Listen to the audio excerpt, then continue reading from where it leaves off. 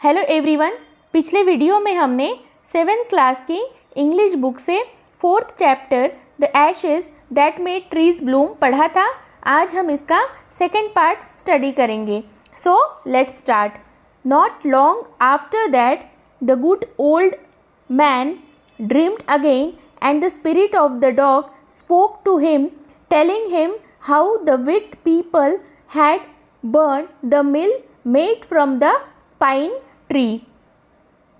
इसके कुछ समय बाद अच्छे बूढ़े ने फिर से सपना देखा और कुत्ते की आत्मा ने उससे बात की। उसे बताया कि दुष्ट लोगों ने देवदार के पेड़ से बनी चक्की को कैसे जला दिया। Take the ashes of the mill, sprinkle them on the withered trees and they will bloom again, said the dog spirit.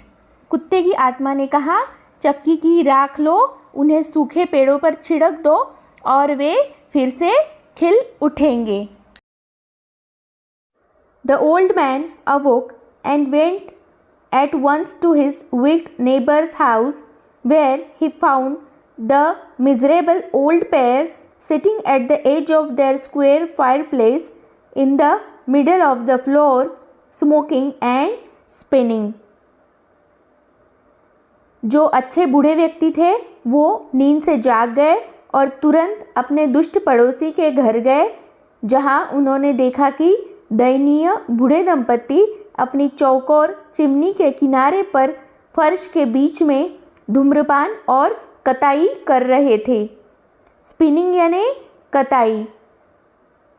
कताई मतलब कपास या जो कॉटन होता है उसे ऐंठ कर सूत बनाने की जो क्रिया होती है उसे कताई कहा जाता है। From time to time they warm their hands and feet with the blades from some bits of the mill, while behind them lay a pile of the broken pieces। समय समय पर वे चक्की के कुछ टुकड़ों से अपने हाथों और पैरों को गर्म करते थे, जबकि उनके पीछे टूटे हुए टुकड़ों का ढेर पड़ा था। बिट्स यानी टुकड़े, ले यानी पड़ा हुआ और पाइल मतलब ढेर। The good old man humbly asked for the ashes. अच्छे बूढ़े व्यक्ति ने बहुत ही नम्रता से उन्हें राख मांगी। दो the covetous couple turned up their noses at him and scolded him as if he were a thief, they let him fill his basket with the ashes. लेकिन लालची दंपत्ति ने उस पर अपनी नाक फेर ली और उसे ऐसे डांटा जैसे कि वह चोर हो। उन्होंने उसे अपनी टोकरी राख से भरने दी। टर्न्ड अप देयर नोजेस यानी बहुत ही गंदे तरीके से ट्रीट करना या नाक फेरना। कोविटस यानी लोभी। On coming home the old man took his wife into the garden। घर आकर बूढ़ा व्यक्ति अपनी पत्नी को बगीचे में ले गया। It being winter, their favorite cherry tree was bare। सर्दी होने के कारण उनका पसंदीदा चेरी का पेड़ खुला हुआ था। He sprinkled a pinch of ashes on it and lo, it sprouted blossoms until it became a cloud of pink blossoms which perfumed the air। उन्होंने उस पर एक चुटकी राख छिड़क दी और आश्चर्य देखो, वह तब तक खिलता रहा जब तक कि वह गुलाबी फूलों का बादल ना बन गया जो हवा को सुगंधित करता था। पिंच ऑफ मतलब चुटकी भर। The news of this filled the village and everyone ran out to see the wonder। इसकी खबर से गांव में शोर मच गया और सभी लोग अजूबे को देखने के लिए दौड़ पड़े। The covetous couple also heard the story and gathering up the remaining ashes of the mill kept them to make withered trees blossom. Gathering यानी इकट्ठा होना, विदर्ड मतलब सूखा हुआ। लोभी दंपत्ति ने भी कहानी सुनी और मिल की बची हुई राख को इकट्ठा करने के लिए मुरझाए हुए पेड़ों को फूलने के लिए रख दिया। The kind old man, hearing that his lord, the daimyo, was to pass along the high road near the village, set out to see him, taking his basket of ashes.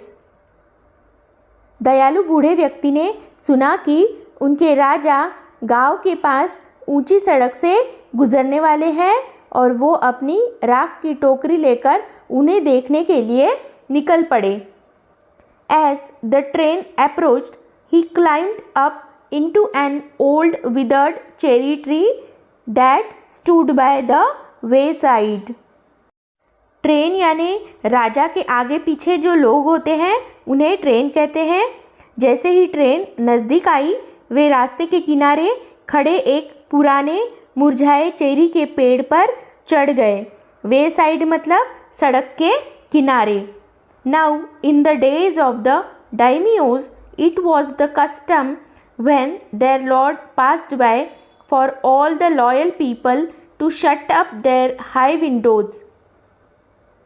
अब डायमियो के दिनों में यह प्रथा थी कि जब उनके राजा रास्ते से गुजरते थे तब सभी लोग खिड़कियां बंद कर लेते थे। कस्टम यानी प्रथा।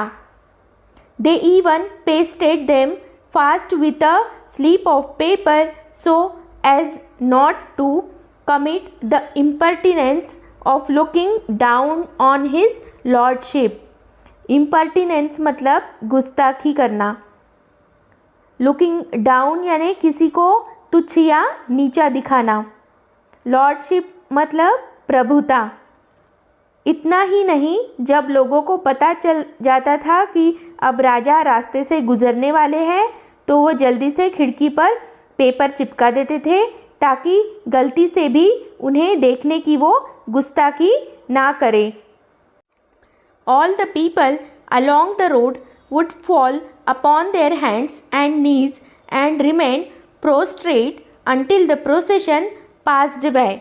जब राजा रास्ते से गुजरते थे तो रास्ते के सभी लोग अपने हाथों और घुटनों के बल गिर जाते थे और जुलूस के गुजरने तक उसी पोजीशन में रहते थे। प्रोस्ट्रेट मतलब lying on the ground face downward. आसान भाषा में कहें तो साष्टांग प्रणाम करना। प्रोसेशन यानी जुलूस। The train drew near. One tall competent man marched ahead crying out to the people by the way, get down on your knees, get down on your knees, and everyone kneeled down while the procession was passing. Train नज़दीक आ गई। एक लंबा सक्षम आदमी रास्ते में लोगों को पुकारते हुए आगे बढ़ा। अपने घुटनों के बल बैठ जाओ, अपने घुटनों के बल बैठ जाओ। और जब जुलूस निकल रहा था तब सभी ने घुटने टेक दिए। कॉम्पिटेंट यानी सक्षम। मार्च्ड यानी आगे बढ़ना। Suddenly the leader of the van caught sight of the aged man up in the tree. अचानक वैन के मुखिया की नज़र पेड़ पर चढ़े वृद्ध पर पड़ी। कॉट साइट ऑफ यानी की दृष्टि पड़ी। He was about to call out to him in an angry tone, but seeing he was such an old fellow, he pretended not to notice him and passed him by. वह क्रोधित स्वर में उन्हें पुकारने ही वाला था, लेकिन यह देखकर कि वह इतना बूढ़ा था, उसने उसे नोटिस न करने का नाटक किया और उसके पास से निकल गया। So when the daimyo's palanquin drew near, the old man, taking a pinch of ashes from his basket, scattered it over the tree. In a moment, it burst into blossom. इसलिए डेमियो की पालकी पास आई तो बूढ़े ने अपनी टोकरी से एक चुटकी राख लेकर उसे पेड़ पर बिखेर दिया। पल भर में वह खिल उठी। पैलेक्विन मतलब पालकी या डोली। स्कैटर्ड यानी बिखरा हुआ बस्ट मतलब अचानक खिलना। The delighted daimyo order the train to be stopped and got out to see the wonder. खुश हुए डाइमियो ने पालकी को रोकने का आदेश दिया और आश्चर्य देखने के लिए निकल पड़े। डिलाइटेड यानी खुश होना। Calling the old man to him, he thanked him and ordered presents of silk robes, sponge cake, fans and other rewards to be given him. He even invited him to his castle. बूढ़े आदमी को अपने पास बुलाकर उन्होंने उसे धन्यवाद दिया और रेशम के वस्त्र, स्पॉन्ज केक, पंखे और अन्य पुरस्कार देने का आदेश दिया। उन्होंने उसे अपने महल में भी आमंत्रित किया। कैसल मतलब महल। So the old man went gleefully home to share his joy with his dear old wife. इसलिए बूढ़ा व्यक्ति अपनी प्यारी ओल्ड वाइफ के साथ अपनी खुशी बांटने के लिए खुशी खुशी घर चले गए। ग्लीफुली मतलब खुशी से। But when the greedy neighbor heard of it, he took some of the magic ashes and went out on the highway. लेकिन जब लालची पड़ोसी ने यह सुना तो वह जादू की राख में से कुछ राख लेकर राजमार्ग पर निकल गया। There he waited until a daimyo's train came along and instead of kneeling down like the crowd, he climbed a withered cherry tree. वहाँ उसने तब तक इंतज़ार किया जब तक कि डेमियो की पालकी साथ नहीं आ गई और भीड़ की तरह घुटने टेकने के बजाय उस लालची बूढ़े ने एक सूखे चेरी के पेड़ पर चढ़ गया।